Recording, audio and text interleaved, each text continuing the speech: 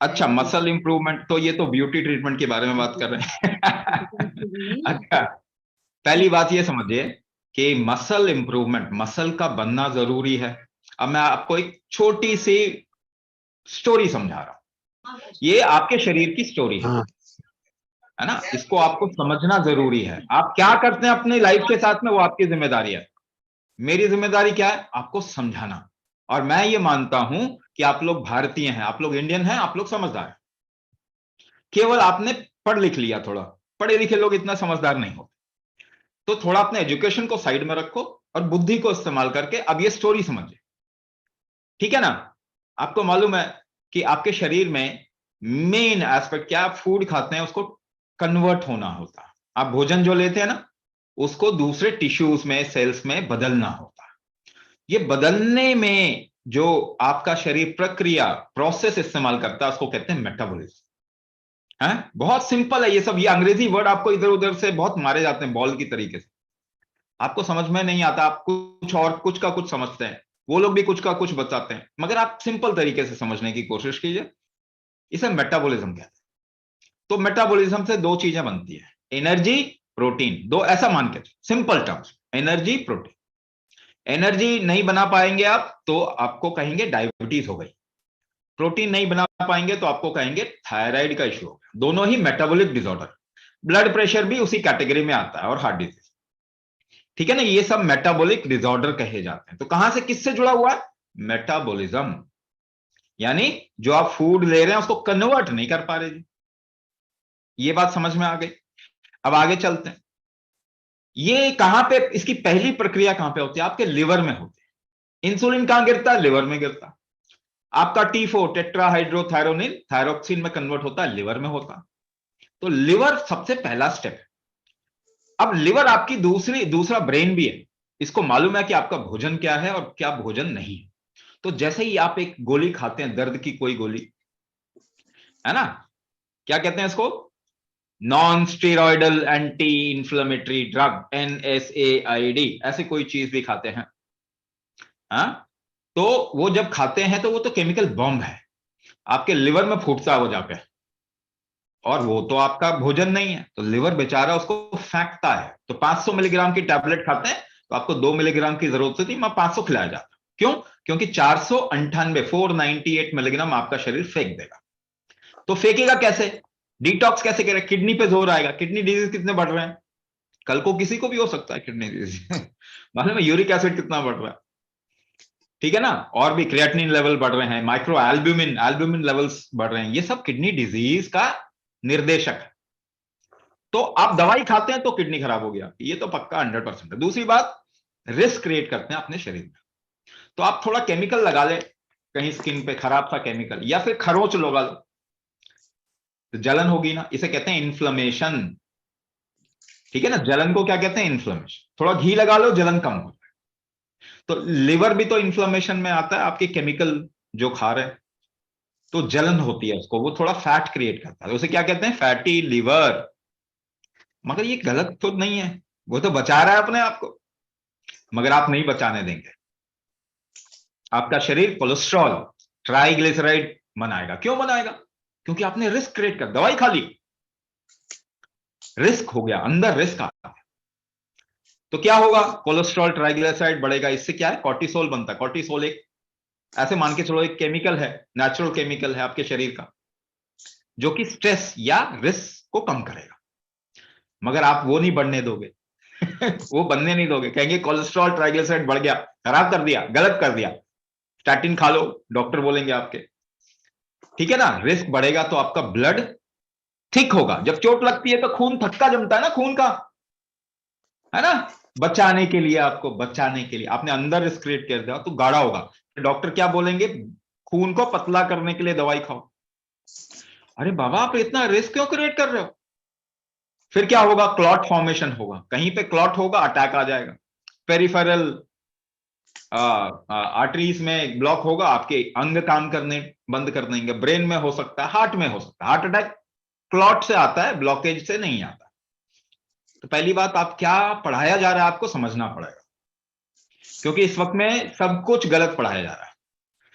क्यों बोल रहा हूं मैं ऐसा, मुझे बता दीजिए। हार्ट डिजीज बढ़ रहा है कम हो रहा है? नंबर 1 कॉज ऑफ डेथ है दुनिया में। डायबिटीज बढ़ रही है कम हो रही है? थायराइड बढ़ रहा है कम हो रहा है? कैंसर 12% के रेट से बढ़ रहा है? ऑटो इम्यून डिसऑर्डर बढ़ रहा है कम हो रहा है? 10 में से 6 बच्चों को attention deficit hyper activity disorder. तो अगर आपको जो पढ़ाया जा रहा है वो सही है तो बीमारी कम होनी चाहिए, होनी चाहिए कि नहीं होनी चाहिए? मगर बीमारी तो बढ़ रही है, यानी कि जो आपको पढ़ाया जा रहा है वो बिल्कुल ही गलत है। साइंस के नाम पे कुछ भी पेल रहे हैं, कुछ भी समझा रहे हैं आपको, और आप भी मान रहे हैं उसको। तो पहली बात तो इसमें साइंस जैसा कुछ भी नहीं है ना? इसमें बेवकूफी है। आपको अपने शरीर को समझना पड़ेगा कि आप रिस्क क्रिएट करेंगे, इसको गलत बोलने लग जाएंगे। ये फीवर करता है कोरोना मारने के लिए, कोरोना को खत्म करने के लिए आप पैरासिटामोल खा लेते हो, फीवर कम कर देते हो। ये दस्त करता है, आप दस्त बंद कर देते हो। ये उल्टी करता है सफाई के लिए, आप उल्टी बंद कर देते हो। ये दर्द करता है, बताता है प्रॉब्लम है, आप दर्द काट देते हो, रेड लाइट ही तोड़ देते हो। तो क्यों क्रिमिनल बना दिया आपने इस शरीर को? आप फिरंगियों के चक्कर में पड़ गए। ये गोरे जो होते हैं ना दुनिया में, वेस्टर्नर्स जो हैं, गोरे जो हैं, सबसे बेवकूफ प्रजाति है। ये जो करेंगे आखिरकार आपको बर्बाद कर देंगे। वो खुद को भी बर्बाद करेंगे, आपको भी बर्बाद करेंगे, क्योंकि बुद्धि कम है, बिल्कुल बुद्धि नहीं है। ठीक है ना? तो अगर हमको ये गुलाम नहीं बनाते 1500 साल 1600 साल, तो हम ये टेक्नोलॉजी बहुत पहले डेवलप कर चुके होते हैं, और वो भी ऐसी कि जो नुकसान ना करे, है ना? तो ये बुद्धि ही नाम से साइंस चुराया। साइंस के नाम पे अब दुनिया को मारेंगे, मार ही रहे हैं। आपकी हालत ऐसे क्यों होगी? दूसरा इसमें एस्पेक्ट है एनवायरनमेंट खराब कर दिया। तीसरा एस्पेक्ट है भोजन खराब कर दिया। तीनों ही रिस्क हैं। जब भी आपके शरीर में रिस्क होगा, आपके ऑर्गन्स कमजोर होंगे, आपका मेटाबॉलिज्म रिस्क में आएगा। तो यानी कि आप भोजन को कन्वर्ट नहीं कर पाएंगे किसी और चीज, तो आपका शरीर में मसल नहीं बन पाएंगे, ऑर्गन स्ट्रेंथ नहीं बनेगा, हार्मोनल बैलेंस नहीं होगा, इम्यूनिटी बार बार उठेगी अपने को बचाने के लिए, उसको भी गलत बोलेंगे, उसको भी गलत बोलेंगे। इसको फिर बाद में चल के ऑटो इम्यून डिसऑर्डर हो जाएगा। क्यों हो रहा है ये? हम क्रिएट कर रहे हैं। अगर जो हमको पढ़ाया जा रहा है वो सही है तो लोग हेल्दी हो जाने चाहिए, हेल्दी तो नहीं हो रहे। यानी जो कुछ बोला जा रहा है वो गलत है। केवल कुछ ग्रीको रोमन शब्दावली इस्तेमाल करते हैं, आप वैसे ही गुलाम है। आपको लगता है कोई अंग्रेजी बोल रहा है तो बुद्धिमान होगा, ऐसा नहीं होता। ये समझिए, ऐसा नहीं होता। कोई अगर टाई लगा लिया, कोट लगा लिया तो बुद्धिमान हो गया, ऐसा नहीं होता, कभी नहीं होता ऐसा। तो आपको समझना, मेटाबॉलिज्म खराब हो जाएगा, आपके बॉडी के अंदर टॉक्सिन्स पैदा होंगे, इन्फ्लेमेशन होगा, आपके दर्द होगा। दर्द कैसे होता है? इन्फ्लेमेशन से। दर्द क्यों होगा? आपके जॉइंट्स में दर्द है तो वहां पे टॉक्सिन्स हैं, इन्फ्लेमेशन से होगा। किडनी आपकी खराब हो ही रही है, इतना समझ जाइए। मेटाबॉलिज्म ठीक नहीं है तो ऑर्गन डिजीज होगा। हार्ट काम नहीं कर पाएगा, किडनी नहीं कर पाएगा, लिवर नहीं कर पाएगा काम, नर्वस सिस्टम काम नहीं कर पाएंगे।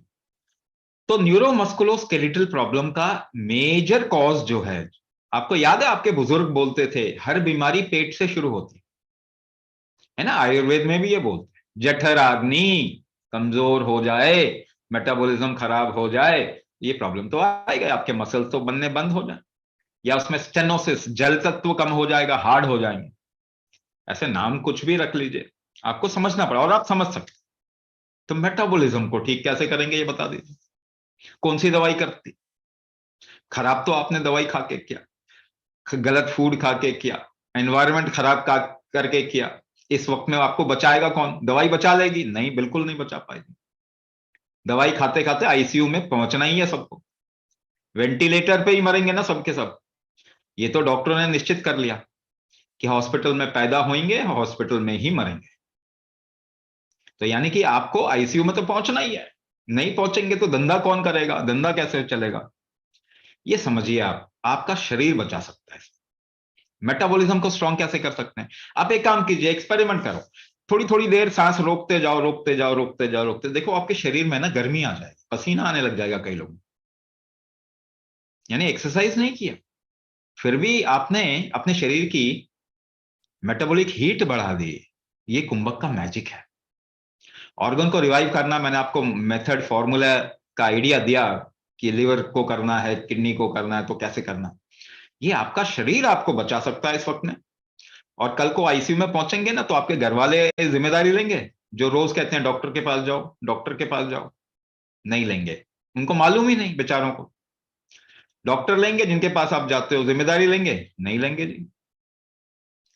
हॉस्पिटल लेगा, नहीं लेगा जी। आपकी सरकार लेगी, नहीं लेंगे जी।